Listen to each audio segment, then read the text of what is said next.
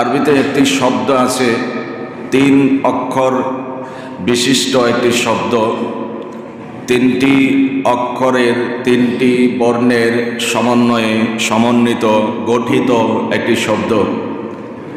সেই শব্দটির নাম হচ্ছে জুলুম। জ, লাম, মিম, এই 3 অক্ষরের সমন্বয়ে সমন্বিত বা গঠিত যে শব্দ, সেই শব্দটি হচ্ছে জুলুম। আরবিতে জুলমুন, আরবি ভাষাতে জুলম বলা হয়, যেটাকে আমরা বাংলাতেও বলে থাকি জুলুম। বাংলায় আমরা উচ্চারণ করি জুলুম, আরবিতে বলা হয় জুলম। কোরআনের ভাষায়, হাদিসের ভাষায় জুলম বলা হয়, ইন্নাশ শিরকা লা জুলমুন আযীম।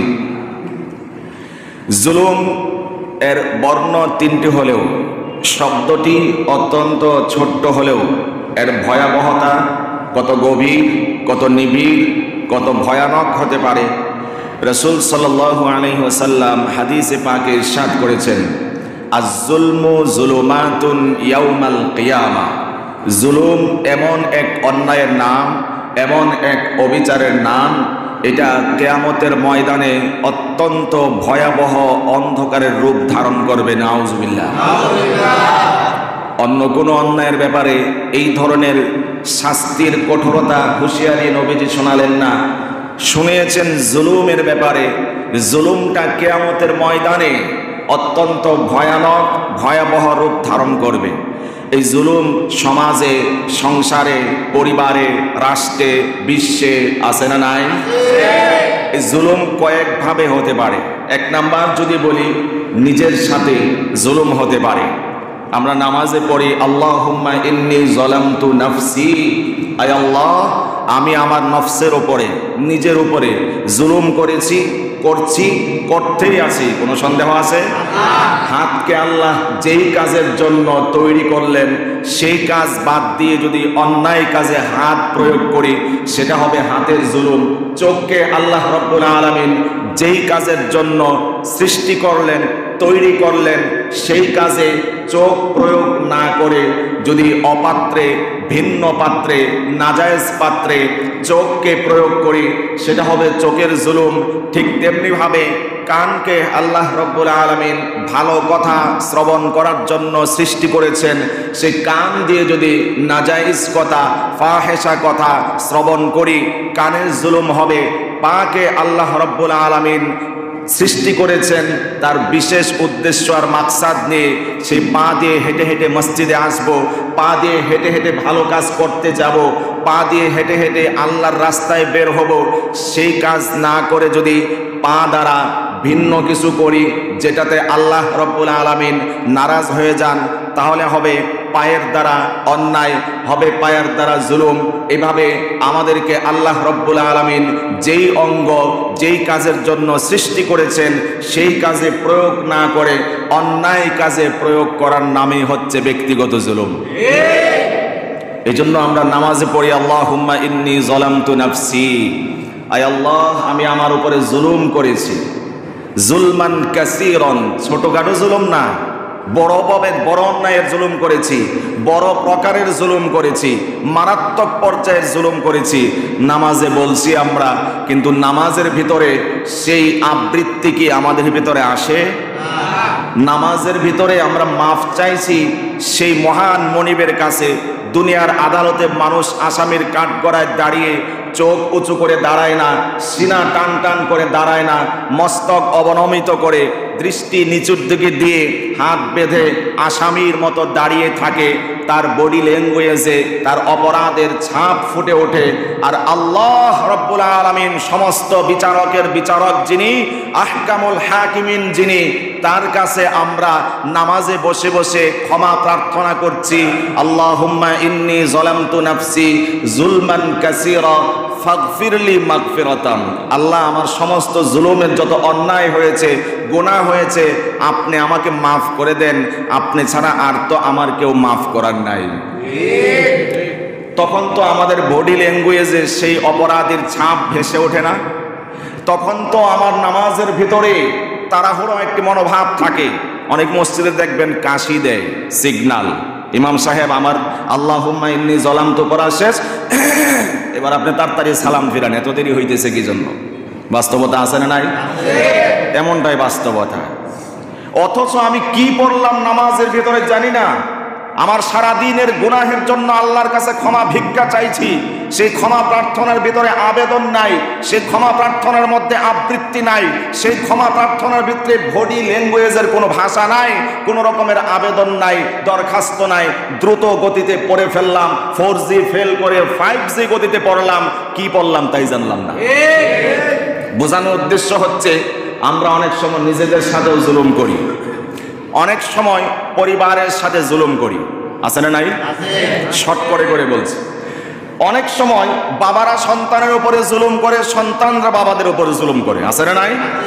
এক এক সন্তানকে বাবা যখন এক এক চোখে দেখে, তখন এই সমাজের মধ্যে, ওই ফ্যামিলির মধ্যে, পরিবারের মধ্যে অশান্তির আগুন দাও দাও করে জ্বলতে আরম্ভ করে। অনেক বাবারা এমন আছে, সন্তান সর্বোচ্চ করে বাবার জন্য, মন পায় না, এমন বাবা আছে না? আছে। ওই যেটা করে না ওইটারই গুণগান গায়, কিন্তু যেটা সারা জীবন করে ওর কোনো নামগন্ধ নাই, ওর কোনো গুণকীর্তন নাই, ওর কোনো স্তুতি গান নাই, প্রশংসা নাই, ওর কৃতজ্ঞতা আদায় করে না, অথচ সব সময় তারটায় খায়, তারটায় পড়ে, অথচ সন্তানরে ভালো নজরে দেখে না। এটা এক প্রকারের জুলুম। আবার সন্তানরা অনেক সময় বাবার উপরে জুলুম করে, মায়ের উপরে জুলুম করে, যার সহজ নতিজা হচ্ছে শেষ বয়সে বৃদ্ধাশ্রমে রেখে আসে। এর চেয়ে বড় জুলুম আর কি হতে পারে? যার উসিলায় পৃথিবী দেখলাম, নান্দনিক চাকচিক্যের এই আলো বাতাস, এই পৃথিবী আমি দেখলাম, যারা আমাকে পৃথিবীতে আনলেন আল্লাহর কাছ থেকে দরখাস্ত করে, তাদেরকে যদি শেষ বয়সে আমার ঘরে ঠাঁই দিতে না পারি, বৃদ্ধাশ্রমে জায়গা করে দিতে হয়, এমন অসভ্য সন্তান আমরা বাংলাদেশে দেখতে চাই না। কেমন কথা, নীতিহীন কথা, নীতিবর্জিত কথা। এই বাবা মা আমাকে জন্ম দিল, কিছু যদি না করে, জন্ম তো দিয়েছেন বাবা মা, তাদের উসিলাই তো আজকে আমি স্যালুট পাই, তাদের উসিলাই তো মানুষের কাছে রেসপেক্ট আর সম্মান পাই। সেই বাবা মাকে যদি বৃদ্ধাশ্রমে রেখে আসি, আমার মতো অকৃতজ্ঞ নালায়েক আর কেউ হতে পারে না। তো জুলুমের প্রকারগুলো আমি এক এক করে বলার চেষ্টা করছি, শর্ট করে করে। জুলুমের পরিধি যদি আর একটু বিস্তৃত দিকে আমরা ঠেলে দেই, সমাজের ভিতরে জুলুম আছে না নাই? নিজের উপরে জুলুম হয়, সংসারের উপরে জুলুম হয়, এরপরে মহল্লা সমাজ। সমাজের প্রভাবশালী ব্যক্তিরা অনেক সময় জনগণের উপরে জুলুম নির্যাতন করে, এরকম নতিজা আছে না নাই? সব জায়গায় না থাকলে কিছু কিছু জায়গা তো অবশ্যই আছে জুলুম। তারপরে হচ্ছে আপনার আর একটু দূরে যদি যান, রাষ্ট্রীয় জুলুম আছে না নাই? রাষ্ট্রের পক্ষ থেকে রাষ্ট্রীয়ভাবে জনগণের উপরে জুলুম করা হয়, পাতি নেতা দিয়া, খুচরা নেতা দিয়া, জনবল দিয়া, তারপরে অর্থবল দিয়ে, প্রভাব প্রতিপত্তির দোহাই দিয়ে জনগণকে চষে খাওয়া হয়। এমন দুর্নীতিবাজ, জুলুমবাজ বাংলাদেশে আছে না নাই? আবার যদি বিশ্বের দিকে তাকান, আমি শর্ট করে করে বলছি, গোটা বিশ্বে আজকে কাফের মুশরিক শক্তিগুলো, অপশক্তিগুলো, কুফফার শক্তিগুলো, শিরকি মতবাদগুলো একজোটে ঐক্যবদ্ধ হয়ে গোটা বিশ্বের সমস্ত মুসলিমদের উপরে জুলুম নির্যাতনের স্টিম রোলার পরিচালনা করছে। আমি এক এক করে এ থেকে জেড পর্যন্ত সমসাময়িক যে জুলুমগুলো হয়ে থাকে এই বিষয়গুলো তুলে ধরার চেষ্টা করেছি। আবার কোন কোন সময় আল্লাহর সাথেও জুলুম হয়, আছে না নাই? আল্লাহর সাথে যদি কাউকে শিরিক করেন, শরীক সাব্যস্ত করেন, এটা ন্যায় না অন্যায়? অন্যায়। আল্লাহ লা শারীকা লাহ, তার সাথে আর কোনো অংশীদার আছে? তার সাথে কোনো শরীক আছে? যদি তার সাথে নতুন করে কাউকে ইশারা ইঙ্গিতে, ইনিয়ে বিনিয়ে, কথনে বলনে যদি নতুন কাউকে সাব্যস্ত করেন যে ক্ষমতার উৎস আল্লাহ না, ক্ষমতার উৎস কেউ বলে আল্লাহ, কেউ বলে জনগণ। আমাদের বাস্তবধর্মী সমসাময়িক স্লোগান হচ্ছে ক্ষমতার উৎস জনগণ, কিন্তু কোরআন সুন্নাহর ইসলামের শরিয়া দৃষ্টিভঙ্গি এমন নয়। ক্ষমতার উৎস জনগণ নয়, আন্নাল কুওয়াতা লিল্লাহি জামিআ, সমস্ত ক্ষমতার উৎস হচ্ছে একমাত্র আল্লাহ। চিল্লায়া বলতে হবে ঠিক কি? যেটা হক আর কোরআনের কথা বললে সমস্যা আছে নাকি? আল্লাহ বলছেন আন্নাল কুওয়াতা লিল্লাহি জামিআ, সমস্ত ক্ষমতার উৎস একমাত্র কে? আল্লাহ। এই স্লোগান দিয়েছেন কে? আল্লাহ। এই বিবৃতি দিলেন কে? আল্লাহ। তার কথাই আমরা বলছি। তার কথাই বলছি। তবে কথা হচ্ছে আল্লাহর যেই বক্তব্য, কোরআনের যেই বক্তব্য, সেটা আমাকে বলতেই হবে, মুসলমানদেরকে সেটা জানতেই হবে, শিখতেই হবে। আন্নাল কুওয়াতা লিল্লাহি জামিআ। তো আল্লাহর সাথেও শিরিক হয়ে থাকে। আমরা বিভিন্নভাবে ইনিয়ে বিনে আল্লাহর সমকক্ষ আরেকজনকে দাঁড় করিয়ে দিই, সেটা আচরণের মাধ্যমে অথবা বলন কথনের মাধ্যমে অথবা অন্য কোনো উপায়ে আমরা অন্য মাখলুককেও আল্লাহর সমকক্ষ দাঁড় করিয়ে দেই। এমন মুসলমান বাংলাদেশে আছে না নাই? তো এটাও হচ্ছে বড় রকমের জুলুম। আল্লাহ সেই কথাই বললেন, ইন্নাশ শিরকা লাযুলমুন আযীম। আল্লাহর সাথে শরীক সাব্যস্ত করা এটাও মস্ত বড় জুলুম, মস্ত বড় অপরাধ। এবার আসুন, জুলুমটা ন্যায় না অন্যায়? জোরে বলেন। জুলুমের অর্থ তো বোঝেন আপনারা। অবিচার করা, অত্যাচার করা, চাঁদাবাজি করা, টেন্ডারবাজি করা, ছিনতাই করা, মানুষকে, জনগণকে কষ্ট দেওয়া, অন্যায়ভাবে হুমকি ধুমকি দিয়ে রাতের ঘুম হারাম করে দেওয়া, এগুলোর নামে হচ্ছে জুলুম। এটার নাম হচ্ছে জুলুম। বাংলায় আপনারা অত্যাচার বলেন, অবিচার বলেন। তো আল্লাহ কোরআনুল কারিমে ইরশাদ করেছেন, ওয়ালা তাকুলু আমওয়ালাকুম বাইনাকুম বিল বাতিল। তোমরা একজন আরেকজনের মাল অন্যায়ভাবে ভক্ষণ করো না। এটা জুলুম হবে। আরেকজনের মালে হস্তক্ষেপ করা, আরেকজনের জমিতে হস্তক্ষেপ করা, এটা ন্যায় না অন্যায়? অন্যায়। এটাকে জুলুম বলা হয়। রাসূল সাল্লাল্লাহু আলাইহি ওয়াসাল্লাম বলেছেন, এক বিঘত পরিমাণ সম্পত্তি যদি কেউ অন্যায়ভাবে কেড়ে নেয়, এক বিঘত সম্পত্তি অন্যায়ভাবে আরেকজনের জমি কেড়ে নিয়েছেন, আল্লাহ রাব্বুল আলামিন তাকে শাস্তিটা কেমন দিবে? কাল কিয়ামতের ময়দানে 7 তবক জমিন তার গলায় ঝুলিয়ে দেওয়া হবে। এইভাবে অপরাধীর মতো সেই কিয়ামতের ময়দানে উঠতে হবে। নাউজুবিল্লাহ। দুনিয়ার স্বাদ যত খাই ততই ভালো লাগে, ঠিক না? যত খাই ততই ভালো লাগে। বেগুনির মতো অনেকের চুলকানি রোগ থাকে, তো ওটা খেতে বড় ভালো লাগে, কিন্তু পরে কি রিয়াকশনটা হয় ওটা হুঁশ থাকে না। যতক্ষণ ভালো লাগে খাইতে থাকি, পরে যা হওয়ার হবে না, ডাক্তার তো আছেই।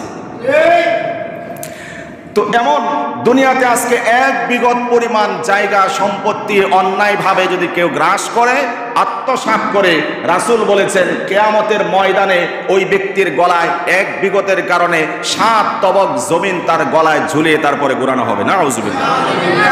এই জন্য আল্লাহ এই জুলুমটাকে হারাম করেছেন। এবং হাদিসে কুদসি, যেটা নবীজি আল্লাহর বক্তব্য, নবী করিম সাল্লাল্লাহু আলাইহি ওয়াসাল্লাম হাদিসে বিবৃতি দিয়েছেন, এটাকে বলা হয় হাদিসে কুদসি। হাদিসে কুদসিতে আল্লাহ রাব্বুল আলামিন বলছেন, ইয়া ইবাদি ইন্নী হাররামতু যুলমা। ও আমার বান্দারা, আমি নিজের উপরে, ইন্নী হাররামতু যুলমা আলা নাফসি, জুলুমটা আমি আল্লাহ আমি নিজের উপরে হারাম করেছি। আল্লাহু আকবার। ওয়া জাআলতুহু বাইনাকুম মুহাররামান। আর জুলুম এমন এক খারাপ জিনিস, এটা আমি নিজের উপরে তো হারাম করেছি বটেই, সমস্ত বান্দা বান্দীদের উপরেও আমি এই জুলুমটাকে হারাম করেছি। আল্লাহু আকবার। অবশেষে হাদিসে কুদসিতে আল্লাহ বলতেছেন, ফালা তাযালামু, তোমরা একজন আরেকজনের সাথে জুলুম করিও না। আল্লাহ বলতেছেন, আল্লাহ এমন অনেক কাজ আছে যেটা নিজের জন্য হালাল রেখেছেন, বান্দা বান্দীদের জন্য হারাম করেছেন। এর মধ্যে একটি হচ্ছে এই উম্মতের জন্য, বান্দা বান্দির জন্য অহংকার করা। এটি হালাল না হারাম? জোরে বলেন। কিন্তু আল্লাহর জন্য এই কাজটি হালাল। আমরা নামাজে পড়ি, কোরআন তেলাওয়াতে পড়ি, হুয়াল্লাহুল্লাযী লা ইলাহা ইল্লাহু আল মালিকুল কুদ্দুসুস সালামুল মুমিনুল মুহাইমিনুল আজিজুল জাব্বারুল মুতাকাব্বির, মানে হচ্ছে পরম অহংকারী। অহংকার কার গুণ? তো এই গুণ আল্লাহর জন্য হালাল, মানুষের জন্য সেই গুণ কি হালাল নাকি? মানুষের জন্য হারাম করেছেন। আর অহংকার এটা আল্লাহর জন্য হালাল বটে, উম্মতের জন্য, মাখলুকের জন্য হারাম। কিন্তু ওদিক থেকে আল্লাহ নিজে বলতেছেন, জুলুম এমন খারাপ কাজ, এটা আমি আল্লাহ আমার নিজের উপরে হারাম করেছি, তোমাদের উপরও হারাম করেছি। এটা আল্লাহরও গুণ না। ইন্নাল্লাহা লা ইয়াজলিমু মিসকালা যাররা জাররা পরিমাণ, বিন্দু পরিমাণ আল্লাহ কারো উপরে জুলুম করবেন না। কথা বলেন। তো এই জুলুমটা আল্লাহ হারাম করেছেন। জুলুমটা সাধারণত হয়ে থাকে প্রভাব প্রতিপত্তির কারণে। প্রতাপশালীরা অন্যায়ভাবে গরিব দুঃখীদের উপরে আপনার এইভাবে জুলুম নির্যাতন করে থাকে। ক্ষমতার মোহে পড়ে মানুষ জনগণের উপরে এইভাবে জুলুম নির্যাতন করে থাকে। বাস্তবতা আছে না নাই? সামান্য ক্ষমতা পেয়ে মানুষ মানুষকে জুলুম করে, আর সমস্ত ক্ষমতাধর যিনি, এই বিশাল সাম্রাজ্যের মালিক যিনি, বিস্তৃত জমিনের মালিক যিনি, এই বিশাল আকাশের মালিক যিনি, সেই ক্ষমতাসীন আল্লাহ রাব্বুল আলামিন নিজের জন্য এই জুলুমকে হারাম করেছেন। আল্লাহু আকবার। তুমি কয় দিনের ক্ষমতা পাইছো? এই আছে এই নাই। সারা জীবন থাকলে একদিন তো তোমার লয় আছে, ক্ষয় আছে, তোমাকে চলে যেতে হবে। আর যার ক্ষয় নাই, লয় নাই, যার শেষ নাই, তিনি হাইয়ুন, তিনি কাইয়ুম, তিনি বলছেন এত বড় ক্ষমতাধর হওয়া সত্ত্বেও আমি আমার উপরে জুলুমকে হারাম করেছি। এত ভালো কাজ হলে কি আল্লাহ হারাম করতেন নাকি? মুতাকাব্বির ওই সিফাত তো আল্লাহ রেখেছেন, তাকাব্বুরের সিফাত তো আল্লাহ নিজের জন্য হালাল রেখেছেন। আর জুলুমটা এমন কি বিষয়, কতটা অন্যায় আর গর্হিত হতে পারলে আল্লাহ রাব্বুল আলামিন উম্মতকে স্বীকৃতি দিয়ে বলেন, বিবৃতি দিয়ে বলেন, আমি আল্লাহ নিজের জন্য এই খারাপ জুলুমটাকে হারাম করেছি আর তোমাদের জন্য আমি হারাম করেছি। জুলুম করলে শাস্তি হবে অনিবার্য, দুনিয়াতে আখিরাতে এটার জন্য শাস্তি অনিবার্য, নিশ্চিত, সুনিশ্চিত। আল্লাহ রাব্বুল আলামিন সূরাতুশ শূরাতে ইরশাদ করেছেন, ইন্নামাস সাবিলু আলাল্লাযীনা ইয়াজলিমুনান নাস ওয়া ইয়াবগুনা ফিল আরদি উলাইকা লাহুম আযাবুন আলীম। আল্লাহ বলছেন যে শাস্তি একমাত্র তারাই পাবে যারা ইয়াজলিমুনান নাস, মানুষের উপরে জুলুম করে। আল্লাহ রাব্বুল আলামিন বলছেন উলাইকা লাহুম আযাবুন আলীম, এদের জন্য প্রস্তুত রয়েছে যন্ত্রণাদায়ক শাস্তি। নাউজুবিল্লাহ।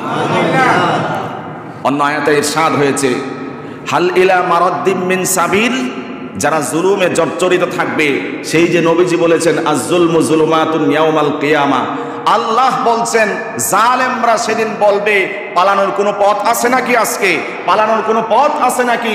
হাল ইলা মারাদ্দিম মিন সাবিল, তারা পালানোর রাস্তা খুঁজতে থাকবে, অন্ধকার আচ্ছন্ন থাকবে। আয-যুলমু যুলুমাতুন ইয়াউমাল কিয়ামা, আল্লাহ রাব্বুল আলামিন সেদিন তাদেরকে মর্মান্তিক শাস্তি দান করবেন। জুলুমটা আমরা আগেই বলেছি এটা ন্যায় না, অন্যায়। জুলুমের অর্থ আমরা কিছু উদাহরণ পেয়েছি। মানুষকে অন্যায়ভাবে ঠকানো, মানুষকে অন্যায়ভাবে তার পকেটের টাকাগুলো নিজের পকেটে নিয়ে আসা, মানুষের জায়গা জমিগুলো অন্যায়ভাবে নিজের দখলে নিয়ে আসা, এগুলো হচ্ছে জুলুম, এগুলো হচ্ছে অন্যায়। যারা অন্যায় বা হারাম টাকা দিয়ে নিজের পকেট ভরবে, নিজের রক্ত মাংস গড়বে, রাসূল সাল্লাল্লাহু আলাইহি ওয়াসাল্লাম বলেছেন লা ইয়াদখুলুল জান্নাতা জাসাদুন গুজিয়া বিল হারাম, যারা চাঁদাবাজি করে করে, টেন্ডারবাজি করে করে, দুর্নীতি করে করে মানুষের সম্পদ আত্মসাৎ করে, মানুষের টাকাগুলো নিজের পকেটে অন্যায়ভাবে ঢুকে হারাম ভক্ষণ করেছে, আল্লাহর হাবিব বলেছেন তার জন্য জান্নাত চিরদিনের জন্য হারাম করে দেওয়া। তার জন্য জান্নাত হারাম। লা ইয়াদখুলুল জান্নাহ, সে জান্নাতে যাবে না, প্রবেশ করতে পারবে না। জাসাদুন গুজিয়া বিল হারাম, যার শরীরের ভিতরে হারাম রক্ত রয়েছে, যে হারাম ভক্ষণ করেছে, সে কুশ্চিন কালেও আল্লাহর জান্নাতে যেতে পারবে না যদি তওবা নসিব না হয়। শুধু কি তাই নাকি? বিশ্বনবী একদিন সাহাবায়ে কেরামকে উদ্দেশ্য করে বললেন, ও আমার সাহাবীরা, আমার উম্মতের মধ্যে কারা সবচেয়ে গরিব দরিদ্র হত দরিদ্র জানো কিনা বলো? সাহাবায়ে কেরাম জবাব দিলেন, ইয়া রাসূলুল্লাহ, ইয়া হাবিবাল্লাহ, এই পৃথিবীতে যার টাকা পয়সা নাই, অর্থ করি নাই, তাকেই তো আমরা গরিব বলে বিবেচনা করে থাকি। বিশ্বনবী বলেছেন কাল কিয়ামতের ময়দানে আমার উম্মতের মধ্যে এমন অনেক উম্মত থাকবে যারা দুনিয়ায় থাকতে নামাজ রোজা করত, যাকাত আদায় করত, এমন নামাজ রোজার যাকাতের ইবাদত নিয়ে কাল কিয়ামতের ময়দানে উদিত হবে। আল্লাহর হাবিব বললেন, এত ইবাদত, এত বন্দেগী, পাহাড় সম নেকি নিয়ে তারা তো উপস্থিত হবে। উপস্থিত হওয়ার পরে ওই যে দুনিয়াতে থাকতে কাউকে অন্যায়ভাবে গালি দিয়েছিল, অন্যায়ভাবে কারো মাল আত্মসাৎ করেছিল, অন্যায়ভাবে চাঁদাবাজি করেছিল, জুলুম নির্যাতন করেছিল, ওই ব্যক্তিদেরকেও হাজির করা হবে।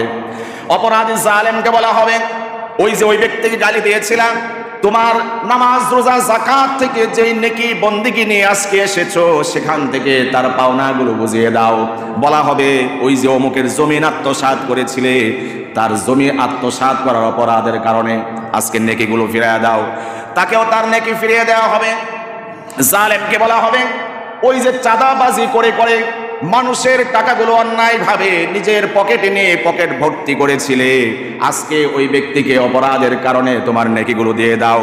এভাবে সমস্ত নেকি দিতে দিতে যখন সব নেকি তার শেষ হয়ে যাবে, তার আর কোনো উপায় থাকবে না, জাহান্নাম সুনিশ্চিত আর অবধারিত হয়ে যাবে। বিশ্ব নবী বলেছেন যেই ব্যক্তি হাজার নামাজ নিয়ে পাহাড় সমবন্দিগি নিয়ে যাকাত আর নামাজ রোজার বন্দিগি নিয়ে উপস্থিত হবে, উপস্থিত হওয়ার পরেও সমস্ত বন্দিগিগুলো দিয়ে দিতে হবে মাজলুমকে, ওই ব্যক্তি হচ্ছে আমার দৃষ্টিতে সবচেয়ে বড় গরীব। কথা বলেন, সবচেয়ে গরিব তো সেই ব্যক্তি। দুনিয়ায় থাকতে অনেক ব্যালেন্স ছিল, নামাজি, হাজি সাহেব, গাজী সাহেব, বড় রকমের বুজুর্গ ব্যক্তিত্ব, তারপরে ছিল তার যাকাতের অনেক নেকি, ছিল রোজার নেকি। এই সব ব্যালেন্স শিট নিয়ে সেদিন অদিত উপস্থিত হবে তো বটেই, কিন্তু ওই যে দুনিয়াতে একজনের গালি দিছিল, আর একজনের মাল আত্মসাৎ করেছিল, আর একজনের কাছ থেকে চাঁদাবাজি করে বাস ঠেকিয়ে, ট্রাক ঠেকিয়ে, সিএনজি ঠেকিয়ে মানুষের পয়সাগুলো, কষ্টার্জিত পয়সাগুলো যারা চাঁদাবাজি করে করে নিজের পকেটে এনেছিল, সমস্ত বন্দিকে সেদিন দিয়ে দিতে হবে। তার মতো এত হত দরিদ্র আর কেউ থাকবে না সেদিন। নবীজি বলেছেন ওই ব্যক্তিটাই হবে সবচেয়ে বড় গরিব। টাকা পয়সা না থাকলেই যে গরিব হয় এমন না, এত কিছু থাকা সত্ত্বেও কিয়ামতের ময়দানে কাজে আসবে না, এর চেয়ে আর বড় দরিদ্র, হত দরিদ্র আর কেউ হতে পারে? রাসূল সাল্লাল্লাহু আলাইহি ওয়াসাল্লাম তাকেই দরিদ্র বলেছেন। এই জন্য যার উপরে জুলুম করা হয় তাকে বলা হয় মাজলুম, যে জুলুম করে তাকে বলা হয় জালেম। আর এই জালেমদেরকে আল্লাহ রাব্বুল আলামিন মাজলুমের অভিশাপ থেকে বেঁচে থাকার জন্য রাসূল সাল্লাল্লাহু আলাইহি ওয়াসাল্লাম ঘোষণা দিয়েছেন। নবীজি বলেছেন ইত্তাকি দাওয়াতাল মাজলুম ফাইন্নাহু লাইসা বাইনাহা ওয়া বাইনাল্লাহি হিজাবুন। খবরদার, খবরদার, খবরদার, মাজলুমের অভিশাপ বদদুয়া থেকে বেঁচে থাকো। মাজলুম যদি একবার আহ শব্দ উচ্চারণ করে, আল্লাহ আর ওই মাজলুমের মাঝখানে কোনো পার্টিশন থাকে না, পর্দা থাকে না, সরাসরি আল্লাহর আরশে আযীমে সেই আহ শব্দ পৌঁছে যায়। এই দোয়া নিশ্চিত কবুল, এটা কবুল হবেই। মাজলুমের চোখ থেকে যে অশ্রু প্রবাহিত হয়েছে, মাজলুমের জবান থেকে যে আহ শব্দ উচ্চারিত হয়েছে, গরিবের জবান থেকে জুলুমের শিকার হয়ে যে আহ শব্দ উচ্চারণ করা হয়েছে, ওই জালেমের বিচার আল্লাহ রাব্বুল আলামিন দুনিয়াতেও করবেন, আখিরাতেও করবেন। মনে করবেন অমুসলিম হলে তাদের সাথে বোধ জুলুম করা জায়েজ না, ওয়ালাউ কানা কাফিরান। রাসূল বলেছেন মাজলুম যদি অমুসলিম হয়, হিন্দু হয়, খ্রিস্টান হয়, ইহুদি হয়, বৌদ্ধ হয়, মুসলমান বাদ দিয়ে যে কোনো ধর্মের অনুসারী হয়, তার বদদুয়া থেকেও বেঁচে থাকো। তার ঈমান না থাকতে পারে, কিন্তু যখন সে আহ বলবে, জুলুম নির্যাতনের শিকার হবে, তার এই জুলুমের বিচার আল্লাহর আরশে আযীম পর্যন্ত পৌঁছবেই, পৌঁছবেই, পৌঁছবে। এই জন্য নবীজি বলেছেন ওয়ালাউ কানা কাফিরান, সে যদি কাফেরও হয় তারপরেও তার বদদুয়া থেকে বেঁচে থাকো, তার অভিশাপ থেকে বেঁচে থাকো। আজকে যারা চাঁদাবাজি করছে, আজকে যারা টেন্ডারবাজি করছে, আজকে যারা দুর্নীতিবাজি করছে, আল্লাহর রাসূল সাল্লাল্লাহু আলাইহি ওয়াসাল্লামের বক্তব্য অনুযায়ী তওবা যদি নসিব না হয়, আল্লাহর জান্নাত তাদের জন্য হারাম করা হয়েছে, হারাম করা হয়েছে। আজকে আমার দেশের সেই খেটে খাওয়া কৃষকের ফল ফসলগুলো ট্রাকের মাধ্যমে, বিভিন্ন গাড়ির মাধ্যমে শহরে আসে, শহরে আসলে শহরের মানুষ খাবারের ব্যবস্থা হয়। সেই ট্রাকের মালিককে, ট্রাকের চালককে অস্ত্র ঠেকিয়ে যারা আজকে চাঁদাবাজি করতে চায় তাদের উদ্দেশ্যে বলতে চায় তওবা করো, না হলে আল্লাহর জান্নাতের আশা করা সম্ভব হবে না। জায়গা জায়গায় তো তারা ট্যাক্স দিয়ে আসে, জায়গায় জায়গায় ট্যাক্স দিয়ে আসে, রাস্তার ট্যাক্স, ব্রিজের ট্যাক্স, এত জায়গায় ট্যাক্স দেওয়ার পরেও তোমার মতো একটা সিটকা চাঁদাবাজ একজন মাজলুম ড্রাইভারকে অস্ত্র ঠেকিয়ে হুমকি ধমকি দিয়ে তার কাছ থেকে চাঁদাবাজি করছো। এই জন্য জুলাই আগস্টের বিপ্লব সাধিত হয় নাই, এই জন্য জুলাই বিপ্লবে ছাত্র জনতা রক্ত দেয় নাই, এই জন্য জুলাই আগস্টে ছাত্র জনতা মিলে নিজের জীবনকে বিলিয়ে দেয় নাই চাঁদাবাজি করার জন্য, টেন্ডারবাজি করার জন্য। শত শত হাজার হাজার মানুষ নিজের জীবনকে বিলীন করে দেয় নাই, বরং টেন্ডারবাজি, চাঁদাবাজি, দুর্নীতিবাজি নির্মূল করে সুন্দর রাষ্ট্র বিনির্মাণের জন্যই তারা জীবন দিয়েছে। এই ক্ষেত্রে সমস্ত চাঁদাবাজদের বিরুদ্ধে সমস্ত জনগণকে ঐক্যবদ্ধভাবে প্রতিরোধ গড়ে তুলতে হবে। সমস্ত অনিয়মের বিরুদ্ধে প্রশাসনিক শক্তিকে আরো বেশি বলিয়ান করতে হবে। এই জন্য তো নতুন করে দেশ স্বাধীন হয় নাই যে জুলুম নির্যাতন হবে, নতুন করে চাঁদাবাজি হবে। ছিটকা পোলাপান চাঁদাবাজি করে, আমার একটা পশমও ছিটতে পারবেন না। কথা বলেন, কত বড় বাহাদুরি! এদের গোড়া কোথায়? এদের গোড়া কোথায় থাকলে পরে এই ধরনের বক্তব্য প্রেজেন্ট করতে পারে? লাইভে এসে একটা পশমও বাঁকা করতে পারবেন না বা সোজা করতে পারবেন না।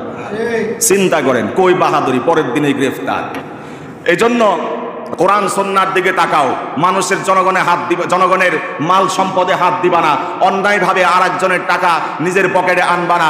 অন্যায়ভাবে আরেকজনের টাকা ব্যাংক ডাকাতি করে লুটপাট করে বিদেশের বাড়িতে পাচার করবা না।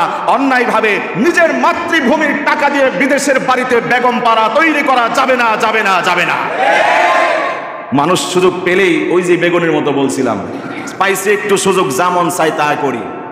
এই টাকা পয়সা নিয়ে কবরে যাওয়া যাবে? টাকা পয়সা নিয়ে কবরে যাওয়া যাবে? কাফনের পকেট আছে নাকি? হালাল হারাম না মানিয়া কত টাকা করছো কামাই, এত টাকা রাখবা কোথায়? কাফনের তো পকেট নাই।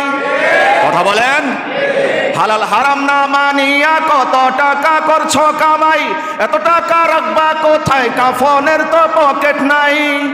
টাকা পয়সা লইয়া কি কেউ কবরে গেছে? টাকা পয়সা লইয়া কি কেউ কবরে গেছে? কি জবাব দিবে রে তুই আল্লাহর কাছে? হাই, কি জবাব দিবে রে তুই আল্লাহর কাছে? ওরে মানুষ হইছো বেহুশ দুনিয়ার পিছে, কি জবাব দিবে রে তুই আল্লাহর কাছে? হাই, কি জবাব দিবে রে তুই আল্লাহর কাছে? রাতে দিনে দৌড়া দৌড়ি, বিশ্রামেরও সুযোগটা নাই। নামাজ রোজা দূরের কথা, আল্লাহর নামটাও মুখে নাই। রাতে দিনে দৌড়া দৌড়ি, বিশ্রামেরও সুযোগটা নাই। নামাজ রোজা দূরের কথা, আল্লাহর নামটাও মুখে নাই। তোর পিছে মহা বিপদের সংকেত আছে, তোর পিছে মহা বিপদের সংকেত আছে। কি জবাব দিবে রে তুই আল্লাহর কাছে? হাই, কি জবাব দিবে রে তুই আল্লাহর কাছে? ওরে মানুষ হইছো বেহুশ দুনিয়ার পিছে, কি জবাব দিবে রে তুই আল্লাহর কাছে? হাই, কি জবাব দিবে রে তুই আল্লাহর কাছে? বাস্তবতা আছে না নাই? এত ব্যস্ত আমাদেরকে শহর থেকে ইনভাইট করে নিয়ে যায় সেই প্রত্যন্ত গ্রাম অঞ্চলে দাওয়াতি মেহমান হিসাবে, বক্তা হিসাবে। সেখানে যাওয়ার পরে এই যে অস্বস্তিকর বিবৃতকর পরিস্থিতি, এগুলো আমাদেরকে সামাল দিতে হয়। সারাদিনের জার্নি, ক্লান্তি শ্রান্তি, অবসাদ শরীর, বিষণ্ণ মন, এত কিছু নিয়ে বসে থাকি। এর মধ্যেই উপস্থিত হয় এলাকার নেতা। নেতায় উপস্থিত হয়ে আধা ঘন্টা 20 মিনিট লেকচার দেয় জনগণকে। তার নিজের বক্তব্য তো দেয়, শেষে কিছু মিষ্টি মিষ্টি কথা বলে যায়। ইমাম সাহেব বা হুজুর ভালো ভালো কথা বলতেছেন, আপনারা শেষ পর্যন্ত থাকবেন, সবকিছু শুনবেন, মানার চেষ্টা করবেন। আমার একটু জরুরি কাজ আছে, আমি চলে যাইতেছি। কথা বলেন না? আরে এই কথাই তো বললাম। এত ব্যস্ততা, নামাজ রোজার খবর নাই, আল্লাহর নাম মুখে নেওয়ারও সময় নাই। সে জনগণকে হেদায়েত দিয়ে চলে গেছে যে আপনারা কথাগুলো শুনে যায়েন, আমার জরুরত আছে, একটু জরুরি ব্যস্ততা আছে, তো আমি একটু যাইতেছি, চলে যাইতেছি। এইভাবে ঢাকার থেকে বক্তাদেরকে নিয়ে অপমান করা হয়। আমরা বাস্তবতার সম্মুখীন আমরা হই। আমার সামনে বহুবার এমন হয়েছে, এলাকার নেতা আধা ঘন্টা ওয়াজ করতেছে, তা ঢাকার থেকে বক্তা দেওয়ার কি দরকার যদি নেতার চাটুগিরি করো তুমি? কথা বলেন। একজন কোরআনের খাদেমকে ঢাকা থেকে ইনভাইট করে নিয়ে অপমান করবা, তোমার সেই নেতার বক্তব্যই শোনাবা। কে বলছে তোমাকে কোরআন সুন্নাহর আয়োজন করার জন্য? নেতাদেরকে দাওয়াত দিয়ে নেতৃত্ব কোনো আলোচনার সমাবেশ তোমরা করো। কোরআনের শিরোনাম দিয়ে ওই শিরোনাম ঢুকবো কি জন্য? আমরা তো কোরআনের আলোচনার ভিতরে একটু যদি কথা এদিক সেদিক হয়ে যায়, সেটা কোরআনের হোক, কিন্তু আমার বিরুদ্ধে গেছে কি জন্য? মাইক্রোফোন কেড়ে নেওয়া হয়েছে, বক্তার সাথে মারমুখো আচরণ করা হয়েছে, ইত্যাদি ইত্যাদি। আমরা এগুলো বলতে পারি না, যেটা রাইট। কোরআনের কথাগুলো বলতে গেলেও যদি মনের বিরুদ্ধে চলে যায়, কান পড়া, রিসিট, স্লিপ, কত কিছু দেওয়া হয়। তোমার স্লিপের ধার মৌলবীরা ধারে না, মৌলবীদেরকে স্বয়ং আল্লাহ স্লিপ, কোরআন নামে স্লিপ ধরিয়ে দিয়েছেন। কোরআনের বিরুদ্ধে গিয়ে মৌলবীরা কোনো কথা বলতে পারবে না। তোমার স্লিপের ধার ধারে নাকি মৌলবীরা? তোমার রুলস অনুযায়ী কথা বলতে হবে আমার। যেই বক্তা গা বাঁচাইতে চায়, যেই বক্তা মনে করেন জনগণকে পাবলিককে খুশি করতে চায়, সেই বক্তা মিষ্টি মিষ্টি কথা বলে চলে আসে। আর যেই বক্তা কোরআন সুন্নাহর কথাগুলো বলিষ্ঠ কণ্ঠে উচ্চারণ করতে চায়, হকের আওয়াজগুলো বলিষ্ঠ কণ্ঠে উচ্চারণ করতে চায়, সেই বক্তা, সেই মৌলবী কখনোই নেতাদের দিকে তাকিয়ে কথা বলেন। আমরা বলছিলাম জুলুমের পরিণাম আর পরিণতি কি হতে পারে। জুলুম যদি করা হয়, ব্যক্তিগত জুলুম, পারিবারিক জুলুম, সামাজিক জুলুম, রাষ্ট্রীয় জুলুম, এখানে আসি আমরা। রাষ্ট্রীয় জুলুমগুলো যেভাবে করা হয়, আল্লাহ সরাসরি দিক নির্দেশনা জানিয়ে দিয়েছেন, যারা জুলুম করবে তাদের ক্ষমতা টিকবে না। আওয়াজ করে বলতে হবে। আমার কথা বলছি না, কারোর বিরুদ্ধে কথা বলার আমার প্রয়োজন নাই। আল্লাহ স্বয়ং নিজে বলেছেন সূরা ইউনূস। কোন সূরা? সূরা ইউনূস। কোরআনের একটা সূরার নাম সূরাতুল ইউনূস।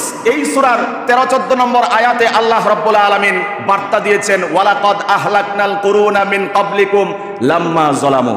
তোমাদের আগে বহু জাতিকে, বহু গোষ্ঠীকে, বহু জনপদকে আমি আল্লাহ রাব্বুল আলামিন খান খান করে দিয়েছি, ধ্বংস করে দিয়েছি। কেন? লাম্মা যালামু, তারা রাষ্ট্র তো পরিচালনা করেছে, দেশ তো পরিচালনা করেছে। যখন জুলুম নির্যাতন করতে করতে চরম পর্যায়ে উপনীত হয়েছে, আল্লাহ বলছেন তখন ওই জনপদগুলোকে, বহু জনপদকে আমি লন্ড বন্ড করে দিয়েছি, বহু জনপদকে আমি আল্লাহ রাব্বুল আলামিন ধ্বংস করে দিয়েছি। এটা বলে পরের আয়াতে 14 আয়াতে আল্লাহ বলছেন, সুম্মা জাআলনাকুম খালাইফা ফিল আরদ মিন বাদিহিম লিনানজুরা কাইফা তা'মালুন। কোরআন এক জীবন্ত মুআজিজার নাম, কোরআন এক প্রাণবন্ত কোরআনের নাম। কোরআন এমন এক জিনিস, এমন এক ঐশী গ্রন্থ, সব সময় কিয়ামত পর্যন্ত সমসাময়িক কথা বলবে। কোরআনের কথা তর্জমা শুনলে মনে হবে কোরআন বুঝে আজকেই নাজিল হচ্ছে। এই কথা বলে আল্লাহ ঘোষণা দিলেন, বহু জনপদকে ধ্বংস করেছি। কেন? জুলুম করত তারা, এই জন্য। পরের আয়াতে আল্লাহ যাদেরকে নতুন করে ক্ষমতায়ন দিয়েছেন, ক্ষমতা দিয়েছেন, বলছেন সুম্মা জাআলনাকুম খালাইফা ফিল আরদ মিন বাদিহিম। আমি এরপরে তোমাদেরকে ক্ষমতার আসনে সমাসীন করেছি। কেন? লিনানজুরা কাইফা তা'মালুন। তোমরা ক্ষমতায় এসে তোমরা কি করো, এটা আমি আল্লাহ দেখতে চাই। তাহলে আল্লাহ যদি আগের ক্ষমতাকে জুলুম নির্যাতনের কারণে বহু জনপদকে ধ্বংস করতে পারেন, সেই আল্লাহ বলছেন তোমাদের হাতে ক্ষমতা দিচ্ছি, তার কারণ হচ্ছে আমি দেখতে চাই তোমরা ক্ষমতার মসনদে বসে কি করো। অতএব তোমরাও যদি জুলুম নির্যাতন করো, জনগণকে যদি চুষে খাও, লুটে পুটে খাও, আল্লাহ বলছেন তোমাদেরকেও আমি ধ্বংস করে দেব। যদি এমনটাই বিশ্বাস না করেন, সূরাতুল কাসাসের শুরুর দিকে যান, 3-4 আয়াতের দিকে। আল্লাহ আরো চমৎকার বলেছেন, জুলুম নির্যাতন যারা করবা, রাষ্ট্রীয় ক্ষমতা তোমাদেরকে দেব না, বরং যাদের ব্যাপারে তোমরা আশঙ্কা বোধ করতা এরা যদি ক্ষমতায় যায় তাইলে খবর আছে, আমরা আর দুর্নীতি করতে পারবো না, জুলুম নির্যাতন করতে পারবো না। ফেরাউন এমনটাই মনে করত।